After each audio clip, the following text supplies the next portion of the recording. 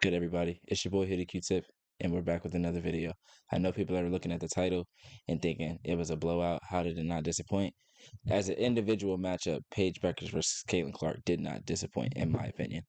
I'm going to touch more on that as we get into this video. Shouldn't be a super long video, but I was really impressed with both players today. Caitlin Clark is still getting herself back from injury. So she was on a minutes restriction of sorts, but um, her team played well enough to where that didn't play like a huge factor at all. And then Paige Bueckers played really well in the first half, ended up with 21 points, 4 rebounds, 4 assists, 9 of 15 from the floor. I thought she was really efficient. I thought she made good decisions based off of how the defense was guarding her. Later into the first quarter and a lot of the second quarter, they tried to be more physical with her. They were sending traps off of screens and things like that, or off of pick and rolls.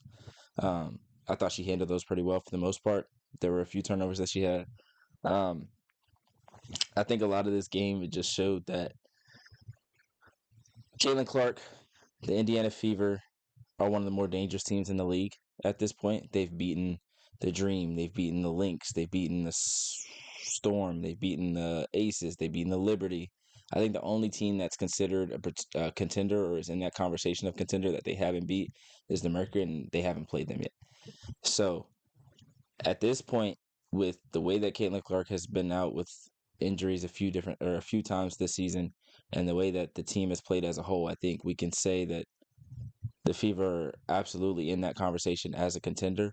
And I think you can see the difference and a little bit of like what Caitlin went through last year with the wings for Paige in this game. I think Paige, um, Leah Rue was fantastic. She went 8 of 11 from the floor. Had only missed one shot before. I think she took a or 2 threes in the fourth quarter, late in the fourth quarter, and that was the last two misses. But I think JJ Quinley did okay. I don't think she was bad. And then I think Isaiah James did pretty well too. Enrique went 0 for 10.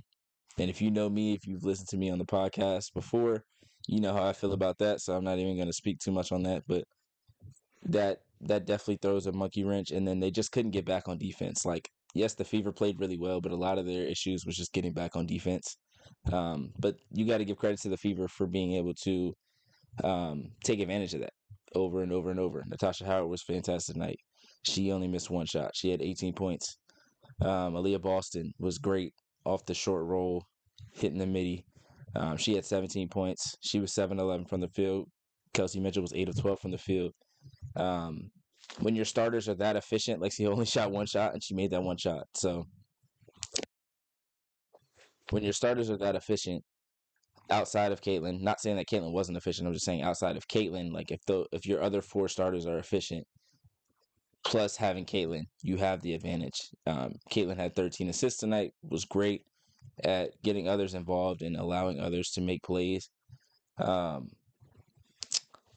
all in all, I think the individual matchup that everyone came to see, I think they still got their money's worth. If you came to the game, and something that I really enjoyed was seeing like the lead into the game. They were showing like the kids outside. They showed maybe they were two sisters. They probably looked like they were 11 or 12, maybe a little bit younger. Were playing like one-on-one on one of the basketball courts outside of the stadium. One had a Paige jersey on, one had a Caitlin jersey on. And I think that gets lost in all of this, all of the talk that happens with narratives and whatever.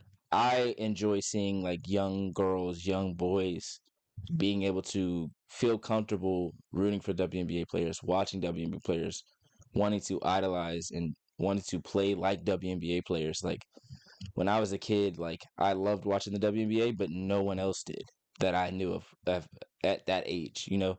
So for them to be able to do that, and for Paige and Caitlin and Angel and all these different players to be able to see all of this happening in front of them, which they had players that they grew up watching and wanted to be like, but they didn't have the same kind of like ability to go out and just like touch them. You know what I mean? Like after every game we see, or before every game sometimes too, we see a lot of these players, especially these young players, going out and signing autographs and taking pictures with these younger kids and things like that. And then you see them in camps and stuff during their off seasons, and people lose that people lose that importance of what this is all really about. Obviously, you want to win, you want to be a great player and all this, but you want to leave the game better than it was when you got there. And Caitlin and Paige, etc. I'm not going to name all the players, but those two players in this particular instance are doing that to this point. Didn't mean to get too off topic there, but that was just something that I saw before the game, and it really had me excited, even more excited than I was going into the game already.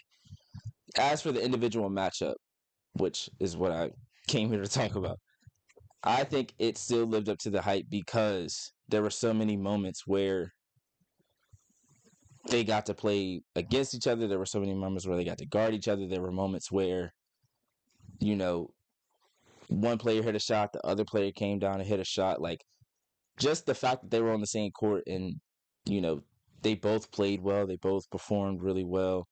Um, I love the way that Paige is just always just so poised, so balanced. Like, even when she's fouled, she got fouled on one shot. I think Michaela Timpson was guarding her, and she makes the shot. She looks at the ref like, "How is that not a foul?" But like, most people are like, they're gonna flail so much that they're gonna end up missing the shot, or the shot's gonna be way off. And she like still made it. She went back down the court, like whatever.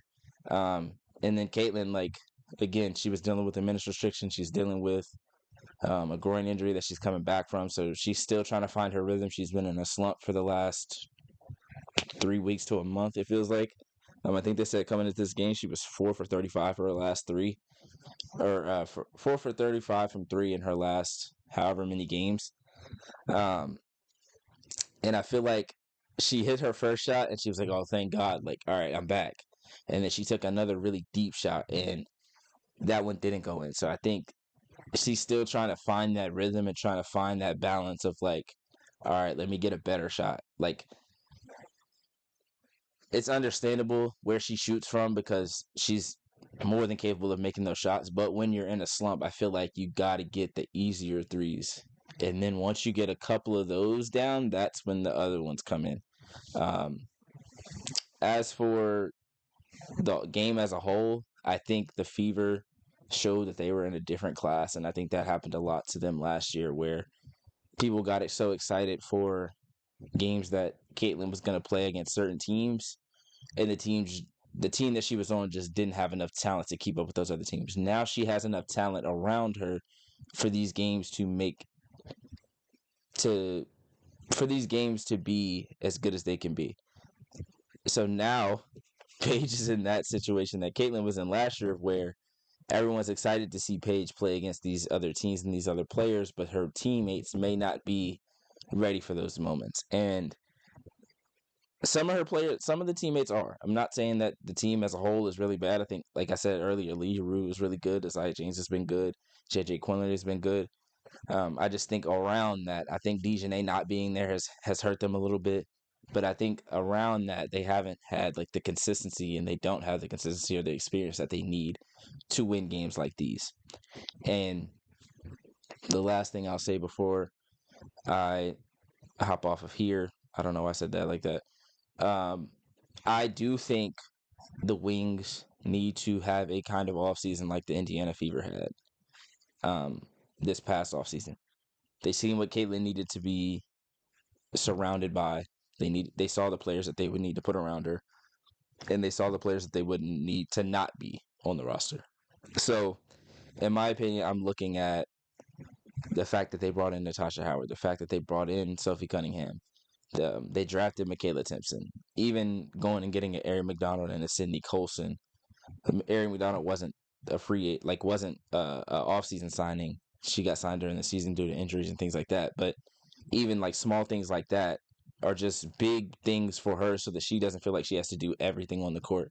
And I don't think Paige feels like she has to do everything, because she's a super unselfish player, and she's always gonna look to make the right play, even if that right play isn't necessarily the best play, if that makes sense. Um, but I think we're going to get to a point, like, I think the offseason is going to be big for a lot of teams, especially with the young players. I think there's a lot of teams or a lot of players in this free agency class coming up that are going to want to play with the young players like Paige, Caitlin, Angel, Sonia, Kiki, Georgia.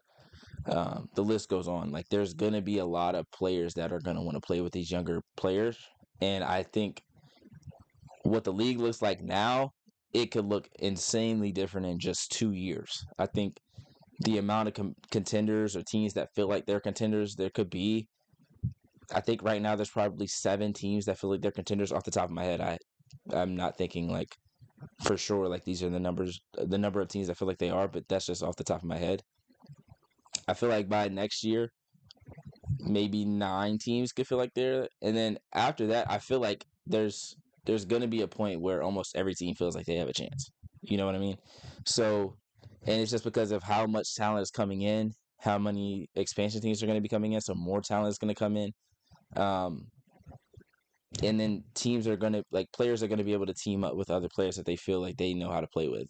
In years past, we didn't really see a bunch of movement until, I want to say, until like the Aces really started to make a huge, like, that, those moves to like, all right, boom, here we go. And then the Liberty followed that, and then the Mercury followed that, and then the Storm followed that, and now you have teams like the Fever, and then the Sky even tried to make some win now moves, and they're playing a little bit better. So I think with this new CBA and everything that's going on in the offseason, I think we could see a lot of different things change, or a lot of things change at the top of the class in the WNBA, and I think that has a lot to do with how good these young players are so far, or how good these young players are right away. With all that being said, can't wait to see the next 2 matchups. They play 2 more times in August, so I can't wait to see these matchups between the Wings and the Fever. Hopefully the games are a little bit closer so we can get some, some more moments. I feel like there was some things that we could have seen that we didn't get to because the game got so far away, but the first quarter was really, really good. The second quarter wasn't bad, but then once the game got away, the game was away. So shout out to the Fever, shout out to Caitlin Clark, shout out to Paige Bueckers, and shout out to the Dallas Wings. Thank you guys for watching. Like, share, subscribe, comment. Let me know how you felt about the game. Let me know how you feel about the matchup. Let me know how you feel about the rivalry. And if you want to hear more about this, follow or go subscribe to Multiplicity Media. Me and my co-host Bryce talk about the WNBA and women's basketball as a whole on the Hoodie and the Headband podcast. So thank you guys for listening, and I'll see you guys next time.